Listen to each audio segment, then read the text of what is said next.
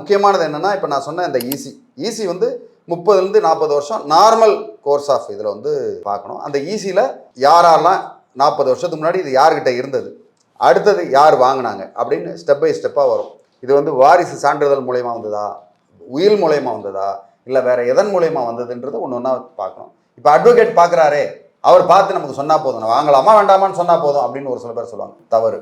அங்கேயும் நீங்கள் வந்து அவர் என்ன பண்ணியிருக்காரு, எப்படி வந்து லீகல் ஒப்பீனியன் தயார் பண்ணுறாரு உங்களுக்கு அப்படின்றது ஒன்று ஒன்றையும் பாயிண்ட்டை பார்த்து அவர் சரியாக தான் பண்ணியிருக்காரான்னு கண்டிப்பாக நீங்கள் பார்த்து தான் ஆகணும். மூணாவது பார்க்க வேண்டியது தான் என்னென்னா, பட்டா சிட்டா அடங்கல்.